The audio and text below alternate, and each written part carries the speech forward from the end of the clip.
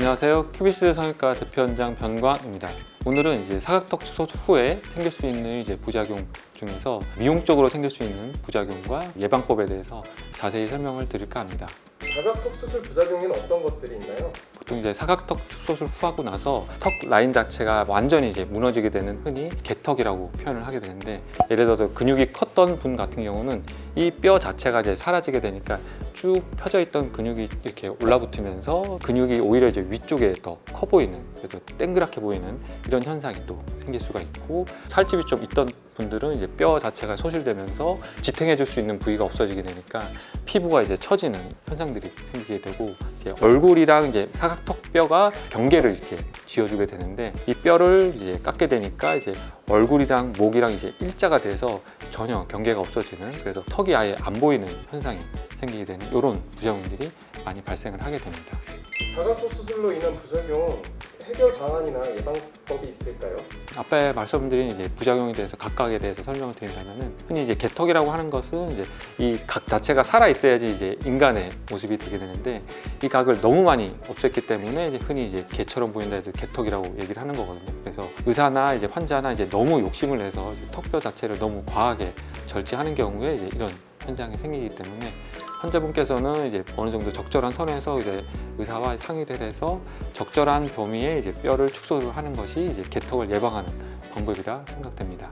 두 번째는 환자분께서는 정면에서 얼굴이 작아지길 원해서 뼈 수술을 했는데, 오히려 더 커 보이는 경우를 말하는데, 근육이 큰 사람이 이 경우에 해당되는데, 뼈 바로 겉에 붙어 있는 교근이라는 근육이 뼈 자체가 넓게 있으니까 근육이 넓게 쭉 이렇게 펴져 있다가 뼈 자체를 축소하게 되니까 이 근육이 갈 데가 없어요. 그래서 이 좁아진 뼈 속으로 근육이 쫙 이렇게 올라붙는 경우에 근육이 오히려 커져 보여서 수술 전보다 오히려 더 얼굴이 커 보이는 현상이 발생하게 되는데, 얼굴을 정면에서 줄이기를 원하셨다 하면은 뼈 수술보다는 이런 경우에는 근육을 줄이는 수술을 먼저 고려하고, 이거에 대해서 치료를 받으시는 것이 가장 적합하다 생각됩니다. 세 번째는 보통 흔히 안면 윤곽 수술하게 되면은 피부가 처진다, 리프팅을 해야 된다, 이건 어쩔 수 없이 당연한 결과인데, 얼굴에서 연부 조직들이 뼈 위에 붙어 있게 되는데, 수술할 때는 당연히 이 연부 조직들을 뼈로부터 다 박리를 하게끔 돼 있어요. 그리고 피부랑 연부 조직들이 뼈에 유착이 되는 경우가 보통 수술하고 나서 한 6개월 정도를 보는데, 그동안에 당연히 서서 활동을 하기 때문에 중력의 영향을 받을 수밖에 없는데, 마른 사람보다는 뚱뚱했던 사람이 당연히 이런 중력의 영향을 많이 받기 때문에 흔히 처진다고 표현을 많이 하는데, 뼈 수술하고 난 사람은 당연히 더 빨리 진행을 할 수밖에 없기 때문에, 뚱뚱했던 분들은 일단은 살을 빼거나 아니면 지방 흡입 수술을 하거나 이런 수술을 같이 하거나, 아니면 이거를 먼저 하고 나서 나중에 윤곽 수술을 생각해 보는 것이 더 큰 도움이 될 거라 생각됩니다. 네 번째 부작용은 얼굴에 살집이 많은 분들이 얼굴과 턱 사이에 경계가 사라지는 현상이 발생을 하게 되는데요. 가뜩이나 얼굴의 살과 목의 살도 많은데 이 경계를 지어주던 뼈 자체가 사라지게 되니까 얼굴과 목 사이 일자로 변하는 현상이 발생을 하게 됩니다. 이런 경우에는 무리하게 뼈 수술을 하게 되면은 얼굴의 경계들이 사라지게 되니까, 그거는 좀 더 고려하고 먼저 지방 흡입이라든지 살을 빼는 것을 먼저 하고, 나중에 사각턱 수술을 생각하는 것을 추천해 드립니다. 사각턱 수술로 인한 부작용도 교근축 수술로 해결이 가능하다고 하는데 어떤 원리로 가능한지?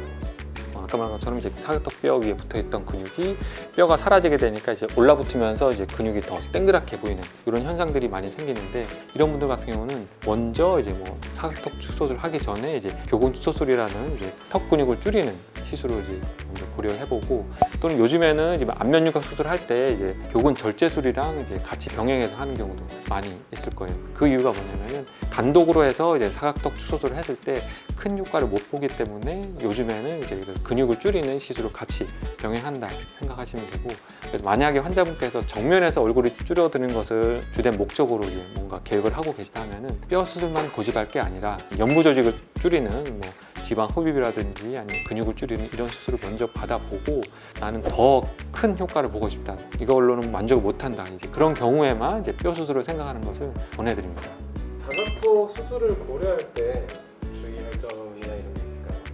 얼굴에 좀 살집이 많거나 아니면 근육이 많거나 이런 이제 연부 조직들이 좀 정상적인 조직에 비해서 좀 크신 분들은 뼈 수술은 좀 마지막에 고려하게 되고, 그다음에 이제 환자분께서 이제 정면에서 얼굴이 줄어든다 이제 그런 걸 원한다면은 뼈 수술은 아주 큰 효과를 보기에는 좀 부족하고, 측면에서 봤을 때 이 각 자체가 너무 이제 도드라져서 이 각을 좀 적게 하고 싶다 이제 그런 분들은 이제 가장 좋은 치료 방법이 되니까, 살집도 없고 근육도 없는 분들은 이제 아주 적절한 케이스라고 생각됩니다.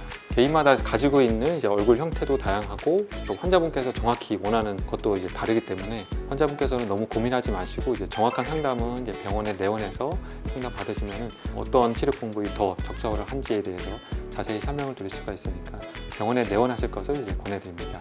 지금까지 이제 사각턱 추소술을 하고 나서 의도치 않게 발생하게 되는 이제 미용적인 부작용에 대해서 설명을 드렸는데요. 환자분께서는 이제 이런 부작용들이 이제 원하던 꼭 이제 발생할 수 있는 이제 얼굴의 유형들이 있다는 것은 꼭 명심을 하시고 이런 것들을 고려하고 이제 사각턱 추소술을 진행하셨으면 좋겠습니다. 이상 큐비스 성형외과 대표원장 변광이었습니다.